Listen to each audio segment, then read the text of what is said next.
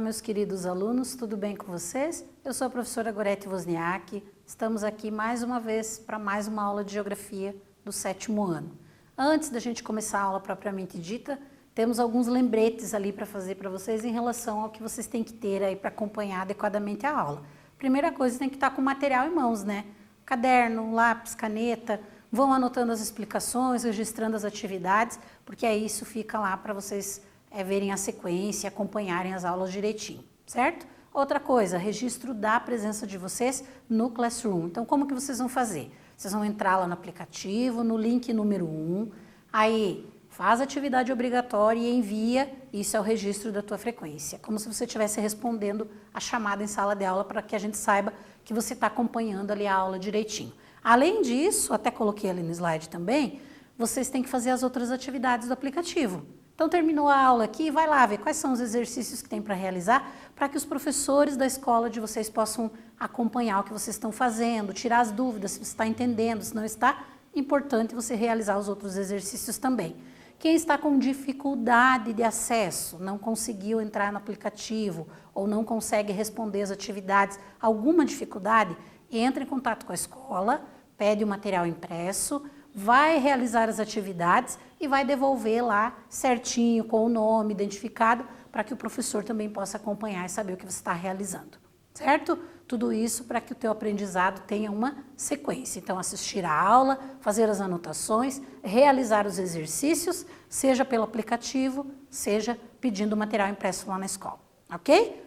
Tudo isso estando certo, então vamos lá para o objetivo da nossa aula de hoje.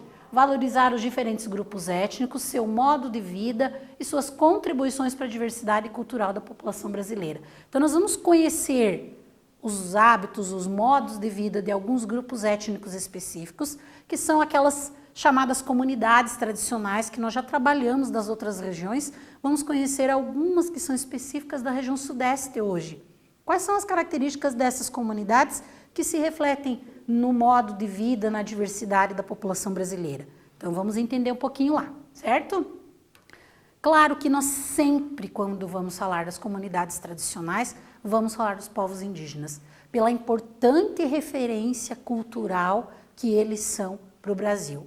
Eles são os povos que já estavam aqui na chegada dos colonizadores, então essa referência a gente nunca pode perder de vista dos povos indígenas, porque nos nossos modos de viver hoje, nos nossos hábitos e costumes, sempre vão se refletir os modos de vida dos povos indígenas e eles são considerados comunidades tradicionais. Por quê? Lembram lá do conceito de comunidade tradicional, que se entende como uma comunidade tradicional, aquela que tem determinadas características e modos de vida que estão ali há gerações naquele determinado espaço geográfico, que desenvolvem aquelas atividades e uma relação muito íntima e respeitosa com o meio natural.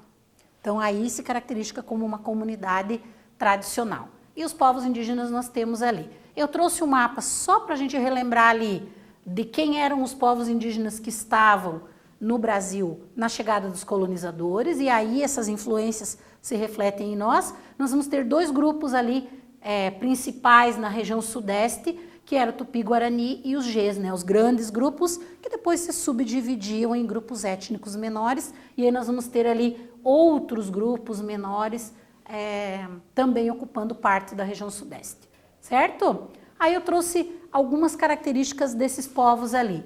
Em Minas Gerais, nós temos ali em torno de 13 etnias indígenas que vivem na região de Minas Gerais e pertencem ao grupo G, ali ao macro grupo G, né?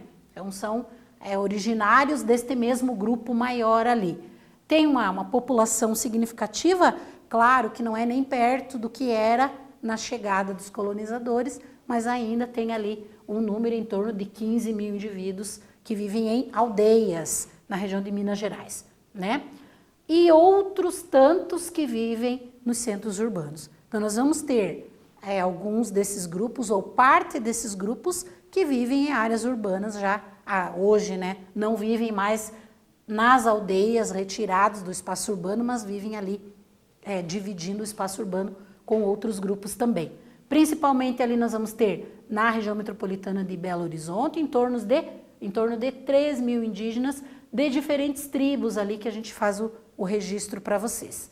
E também em outra parte de Minas Gerais, na região ali mais na porção leste, nós vamos ter outros grupos que habitam aquela área, nas proximidades dos rios, e aí a ideia da gente pensar nessas comunidades tradicionais e na relação deles com o meio natural, o meio ambiente onde eles vivem ali, certo? Então, são grupos que preservam esses espaços, que utilizam somente o necessário para sua sobrevivência, sem uma degradação enorme e ampla, como a gente vê em outros casos, né? Mas eles sofrem ali, devido à forma de ocupação daqueles espaços, a degradação da floresta e tudo mais, vai se refletir ali, eles vão sendo apertados em espaços menores do que eles eram habituados a viver, justamente por essa exploração econômica dessas áreas onde eles ocupavam originalmente, né? Trouxe alguns exemplos ali. Então, nós temos o povo Pataxó, que é originário do sul da Bahia e que hoje ele acaba, devido a essa questão histórica ali, se afastando mais das regiões litorâneas e indo mais para o interior para tentar preservar um pouquinho ali dos seus hábitos, da sua cultura, né? Nós temos ali em torno de 400 pessoas que vivem em diferentes municípios que eu registrei ali para vocês, em diferentes áreas, né? Em aldeias que são aquelas terras que a gente já tinha estudado, terras que já são tituladas ou algumas que estão aguardando a titulação para que eles possam viver ali, desenvolver os seus modos de vida, seus hábitos, seus costumes de forma mais tranquila. Então são várias tribos ali, várias aldeias, né? Em diferentes partes, principalmente entre Minas Gerais e a Bahia, nós vamos ter ali várias áreas, né, indígenas, certo? E os Terena também, que é um outro grupo, que eles, no caso, são originários ali do grupo Aruac, então mais para o interior, vivem entre o Mato Grosso do Sul, que fica no centro-oeste, e São Paulo, que está no sudeste, certo? Então é um grupo que está bem ali na divisa entre esses dois estados, entre essas duas regiões, no caso, né? E aí nós vamos ter ali em torno de 28 mil pessoas que vivem no Brasil, espalhados por essas áreas que nós falamos ali, né? Só que a menor quantidade deles vive no sudeste. A maior parte vive no centro-oeste, né? E aí em São Paulo, eles junto com estas outras tribos aqui, Tupi-Guarani, Caingangue, né? Dividem, ocupam as mesmas áreas junto com esses outros grupos. Então veja o quanto foi reduzido o espaço desses grupos nas diferentes partes do Brasil, né? Mas são, de todo modo, bastante importantes. A chegada dos Pataxó em Minas Gerais, estão falando daquele outro grupo lá, tem dois fatores históricos que influenciaram na saída deles, mais da porção litorânea ali, e se encaminharem em direção ao interior. O que foram esses fatores? O primeiro ali foi o chamado Fogo 51, que foi uma ação da polícia baiana ali, que desmontou a aldeia, né? E aí dispersou esse povo que vivia na região de Porto Seguro. E aí eles têm que se deslocar para o interior, né? Para desocupar determinadas áreas ali por uma força policial. E o segundo, que nós vamos ter ali, a criação do Parque Nacional, em 1943, né? E demarcado em 1961, que reduziu o espaço ocupado por esses povos. Eles estavam ocupando uma área que não era deles? Não, pelo contrário. A criação ali do parque é que vem de encontro com o espaço que eles já ocupavam. Então vejam quanto essas comunidades vão perdendo espaço para outros interesses, né? Para outras atividades que vão ser desenvolvidas naquela área, desrespeitando muitas vezes as gerações que vivem, que estão instaladas ali naquelas áreas. Mesmo assim, aí eles acabam se deslocando para outras partes e é dessa forma que muitos deles acabaram chegando mais nas partes de interior do sudeste, tá? Atualmente, nós temos ali, em relação aos Terena, né, os hábitos e costumes. Então, eles mantêm a tradição da agricultura e tem vastas áreas ali, habitam vastas áreas de plantação de mandioca. Então, esse hábito da agricultura, a atividade agrícola é mantida por eles nas terras ali que eles conseguiram permanecer, né? Que aprenderam com os pais, com os avós e vem desenvolvendo toda essa atividade ali, né? E aí por que eles produzem uma quantidade significativa? Porque é um dos principais ingredientes ali da sua alimentação. Então está relacionada também com seus hábitos, seus costumes, né? Não é uma produção para exportação, é uma produção para manter ali os seus hábitos e costumes. E aí eu relacionei ali alguns pratos, né? Como o porel ali, não sei como pronuncia, mas que é uma espécie de mingau ou bolo que utilizam a mandioca como ingrediente, né? Desse povo terena, faz parte ali dos hábitos e costumes deles, entre outras coisas que eles produzem ali também, certo? Mas a principal sendo a mandioca. Outra atividade do povo terena, da tribo terena, é a fabricação de cerâmicas. Entre elas ali nós vamos ter os vasos, os potes, os jarros, mas isso daí é mais lá para o centro-oeste, mais para o interior ainda, né? Daí nós temos ali toda essa característica de instrumentos que são fabricados por eles e de peças de cerâmica que fazem parte da cultura desse povo. Atividadezinha ali. Então, o que eu quero que vocês façam? Escrevam ao menos uma semelhança e uma diferença entre os povos indígenas que nós falamos ali do Sudeste, certo? Entre os Terena e os Pataxó, o que nós vamos ter de semelhança e diferença? Respondam e a gente já volta para corrigir.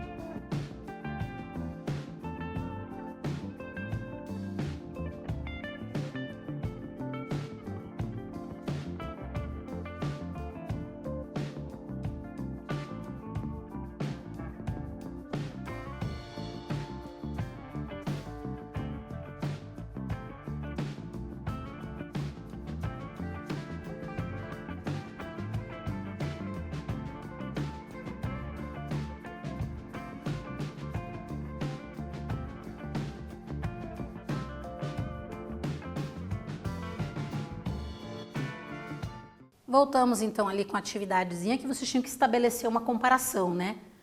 Mostrando alguma semelhança ou diferença entre os dois povos que nós falamos. Primeira delas é a localização geográfica. Isso para nós, nesse momento, é uma questão bem importante, já que nós estamos tratando de características geográficas do Brasil. Então vamos pensar onde vive cada uma dessas comunidades, desses povos tradicionais. Os Pataxó vivem ali na região de Minas Gerais e os Terena vivem ali entre São Paulo e Mato Grosso do Sul, né? Mas se eu pensar só no Sudeste, então, na região de São Paulo. E uma semelhança, sofrem ameaças da ocupação de suas terras por atividades como agropecuária. Então, outras atividades econômicas desenvolvidas acabam ameaçando e ocupando essas áreas que originalmente eram áreas ocupadas tanto pelos Pataxó, que era primeiro lá, na verdade, mais no litoral, e depois eles vêm para a região de Minas Gerais, como dos Terena, que vivem ali na região entre São Paulo e Mato Grosso do Sul. Comunidades caiçaras, nós quando estudamos a região sul já falamos um pouquinho sobre eles, mas vamos ver onde eles se localizam no sudeste e se as características são semelhantes ao que a gente já tinha estudado da região sul, né?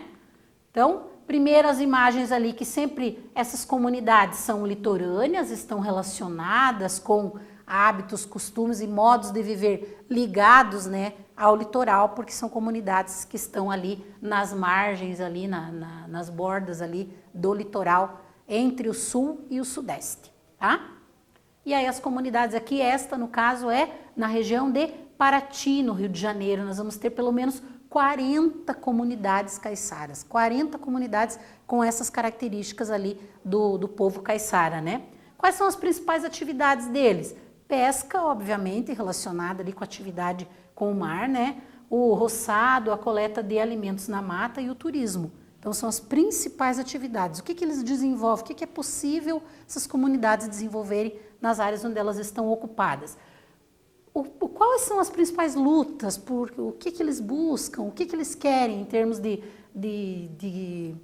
permanência onde eles estão, de manutenção da sua cultura, das suas comunidades com seus modos de viver? Então, é isso que eles buscam através da criação de uma reserva extrativista marinha ali na região de Paraty, para que eles possam desenvolver atividade, que é uma atividade que não degrada o meio ambiente, e aí tem uma certa proteção, é de uso sustentável, que a gente chama. Vai usar, retirar o que é preciso, sem degradar o meio ambiente, tá? E aí, as ameaças. Primeiro que oferece ameaça ali é a criação das estradas, né? Então, a abertura das estradas foi uma das principais ameaças ali para a região, que nós vamos ter, porque aí as pessoas chegam, vêm de outras partes. Quais são os interesses em chegar ali? É o turismo, é a construção de casas de veraneio, tudo isso vai modificando aquela característica tradicional, vai alterando aquela característica da comunidade tradicional por outros motivos ali, pela ocupação das terras para outras atividades, né? Então isso é uma das principais ameaças ali. Vamos para uma atividadezinha ali sobre esse assunto? Para as comunidades caiçaras, as principais ameaças começaram quando? Então, quando que eles se sentiram mais ameaçados ali na sua ocupação, nas suas terras? Responda, a gente já volta para corrigir.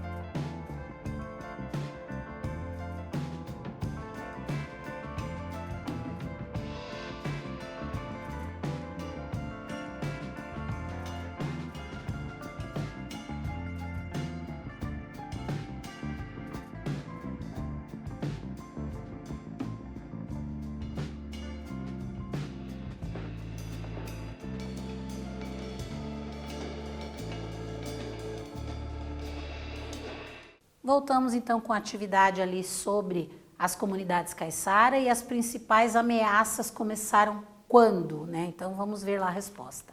Opções A e B estão corretas. Por quê? Quando as estradas foram abertas ligando a região de Paraty a outras partes do país, então a circulação, a chegada de pessoas, né? E aí, consequentemente, a construção de condomínios de luxo e casas para as pessoas passarem ali os períodos de verão. Então são as duas principais ameaças ali para essas comunidades que têm seus hábitos, seus costumes, estão instalados ali há gerações, né? Há dezenas de anos, podemos assim dizer, certo? Apanhadores de flores, eu achei muito interessante a forma de vivência dessas comunidades tradicionais que são conhecidos como apanhadores de flores. E a gente vai conhecer um pouquinho a respeito deles, como eles vivem, o que são esses hábitos, esses costumes, em que parte da região sudeste eles estão, né? Então, estão ali na Serra do Espinhaço, que fica no norte de Minas Gerais, numa região já bem de interior, certo, pessoal? Atividades, o que eles fazem? Qual é a principal atividade deles ali? Colheita e venda de flores, raízes, cipós e frutos. Então, eles retiram do meio natural, mas com aquela ideia de comunidade tradicional que tem aquela relação respeitosa com o meio natural. Retiram o necessário para a sobrevivência sem degradar aquele espaço. E também tem lá os roçados, né, e a criação de animais. Mas as principais atividades ali são a colheita e a venda de flores. E quais são as lutas ali? Recategorização do Parque Nacional das Sempre Vivas. Nós já vamos ver ali na frente o que aconteceu. Foi criado o Parque Nacional das Sempre Vivas, mas isso não foi bom para essa comunidade tradicional? O que tem de diferença ali que está prejudicando os modos de vida desse grupo na região onde eles estão instalados? Então vamos pensar um pouquinho juntos ali. Primeiro, vida tranquila ali na região, uma comunidade no interior, trabalhando com a colheita de flores, com atividades para manter a sua subsistência, com uma relação muito conservadora ali do meio natural onde eles vivem, né? No norte de Minas Gerais, estão fazendo esse trabalho ali de forma ligada com o meio natural. Aprenderam com quem? Com a família. Aquela ideia de passar de geração em geração. Então, uma atividade que passa de pai para filho ali, né? Como fazer tudo isso, as queimadas controladas, que era um hábito tradicional dessas comunidades, para fazer as flores brotarem depois, para que eles pudessem colher, né? E aí, conhecem intimamente quais são os tipos de flores, quais são as espécies, quando que elas vão brotar, quando que eles vão poder colher. Então, toda essa relação ali com o meio natural, principalmente ali as flores chamadas sempre vivas, né? E aí, o que nós vamos ter de ameaça? É justamente aquilo que eu falei do Parque Nacional das Sempre Vivas, que foi criado em 2002. O que aconteceu ali? Mudou as condições de vida dessa população. Por quê? Tudo que eles sabiam não pode mais fazer. Porque foi criado um parque de proteção integral. Quando ele é de proteção integral, o que acontece? Que a gente viu lá no início do ano, não pode retirar nada daquele espaço. Se eles são uma comunidade tradicional, que vive da colheita das flores e que conhece intimamente esse espaço, eles não podem mais colher as flores, então o seu modo de viver está sendo muito afetado. Ou seja, não foi positiva a criação do parque como proteção integral. Por que eles lutam agora? Para que essa área se torne uma área de uso sustentável, que é o que eles já vinham fazendo antes. Pode ter o parque? Sim. A reserva natural? Sim. Mas de uso sustentável para que eles possam continuar desenvolvendo as suas atividades que estão fazendo ali há muito tempo, né? É proibido tudo, né? Desde caçar, pescar até a colheita de flores. E isso prejudicou muito as suas atividades, né? Dizendo que a colheita de flores é uma atividade de impacto. Então, se causa impacto e é de proteção integral, eles não podem mais tirar. Que, na verdade, eles vêm protegendo e conservando esse meio natural ali muito antes da chegada do próprio parque, né? E aí, nós vamos ter ali características dessas famílias que viviam, que se deslocavam para determinadas áreas para fazer a colheita das flores, que agora eles não podem mais fazer. Então, eles lutam para que volte a ser como antes, né?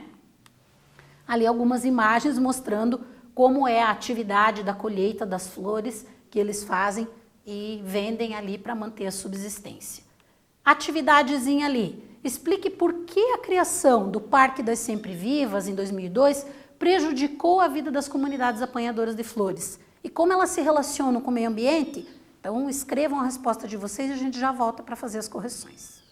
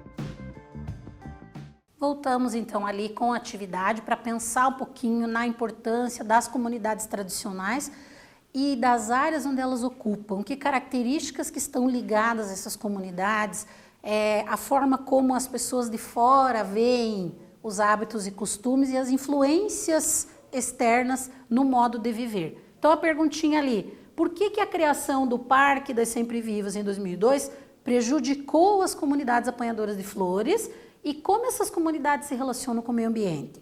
Então, pensando em tudo que a gente tinha tratado a respeito dessas comunidades, quase tudo que eles sabiam foi proibido. Então, no momento da criação do parque, não podiam mais colher flores. Mas se eles são uma comunidade tradicional que se caracteriza por ser coletora das flores que nascem naturalmente na região, a partir desse momento eles não poderiam mais fazer. Então perde a principal característica dessa comunidade. Olha o quanto é importante você conhecer quem vive naquele espaço geográfico para pensar as políticas, para pensar como ajudar essas comunidades e não atrapalhar ali o seu modo de viver. Tudo era proibido, né? Desde caçar, pescar, até a própria retirada das flores ali depois da criação do parque, né? Porque ela era considerada uma atividade de impacto. Quando é uma área de proteção integral, ela é considerada de impacto qualquer coisa que você realize ali. Então não pode tirar uma folhinha ou nada. Mas essas comunidades é que conservaram essas áreas até 2002. Quem que cuidou desse lugar para que ele tivesse essa característica natural ali até 2002? Foram as comunidades tradicionais desenvolvendo suas atividades ali. Porque qual é a principal característica das comunidades tradicionais? Manter, preservar o meio ambiente. Eles retiram só o necessário, portanto, eles não degradam o meio ambiente, certo? E aí, a colheita das flores é o centro da vida dessas pessoas ali, que é como eles se relacionam com o meio ambiente, né? É acostumada a se guiar pelos ciclos e pelo ritmo da natureza. Então, a maneira deles viverem, todas as atividades que eles desenvolvem estão ligadas com os próprios ciclos naturais, de brotar as flores, de estar no ponto de colher. Então, tudo isso está relacionado com a maneira como eles vivem ali, certo? Outra comunidade tradicional da região sudeste, que tem essas características ali, são as geraizeiras do Vale das Cancelas. Então, onde ficam? No norte de Minas Gerais. Vejam como essa porção de Minas Gerais é bem importante para manter essas culturas tradicionais. Atividades que eles desenvolvem ali, criação do gado solto nos gerais, nos campos gerais, né? O roçado, a coleta de alimentos e plantas medicinais do cerrado. Já é uma região ali de cerrado, da vegetação do cerrado, que oferece essas características. Então, eles desenvolvem suas atividades baseadas nessas características ali, certo? Lutam para quê? Para a retomada dos seus territórios e para o uso tradicional, né, que foram ali privatizados para grandes empresas desenvolverem atividades. Então, eles querem retomar os seus territórios para continuar desenvolvendo suas atividades de forma sustentável, de forma tradicional, como vinham fazendo ao longo da sua história.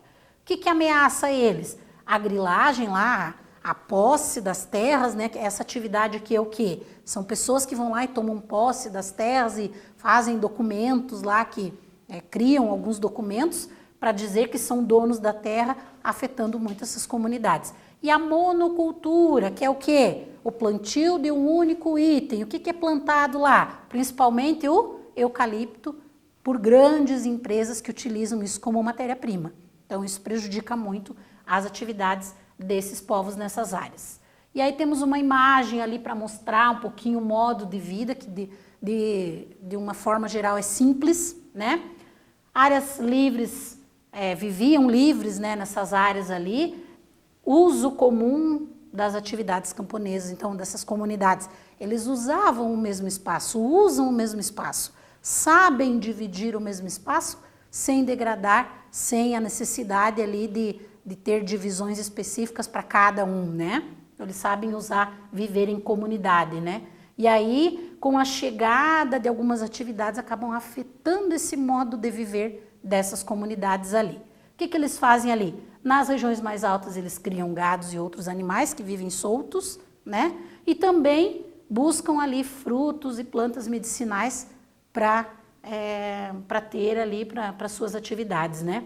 Nas margens dos pequenos cursos d'água, eles vão plantar também, aproveitando a cheia e a vazante do rio, que vai deixar esse solo mais fértil e eles podem desenvolver agricultura nessas áreas.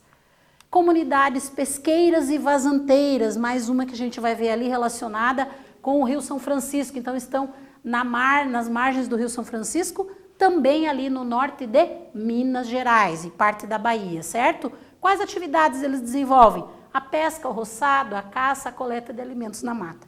Vejam que todas essas atividades estão ligadas com o meio natural. que nós vamos ter ali? O São Francisco, Rio São Francisco, garantindo a sobrevivência dessas comunidades. Ligados às atividades que eles desenvolvem ali, está a presença do rio, e aí eles plantam diferentes itens ali, vivem há gerações, mas como as outras comunidades se veem sufocados ali por outras atividades econômicas que acabam ocupando seus espaços, né? Em algumas regiões ali nós vamos ter em torno de 16 comunidades na região ali de Minas Gerais.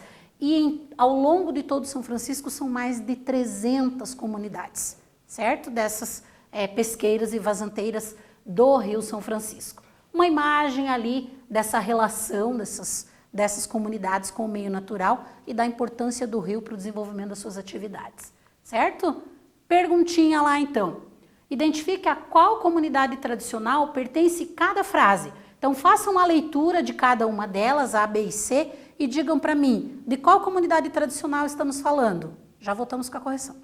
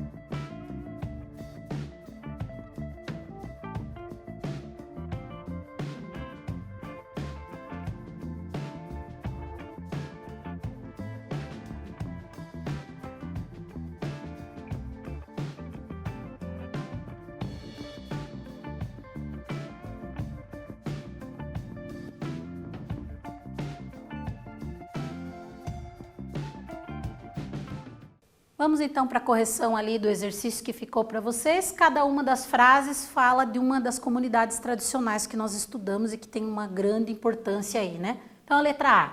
O Rio São Francisco garantiu sua sobrevivência pela pesca e na área do vazante, onde plantam ali diferentes itens agrícolas, né? E outros alimentos. De quem nós estamos falando? Das comunidades pesqueiras e vazanteiras do São Francisco. A letra B. Nas chapadas, lugares mais altos, criam o gado e outros animais soltos. De quem nós estamos falando?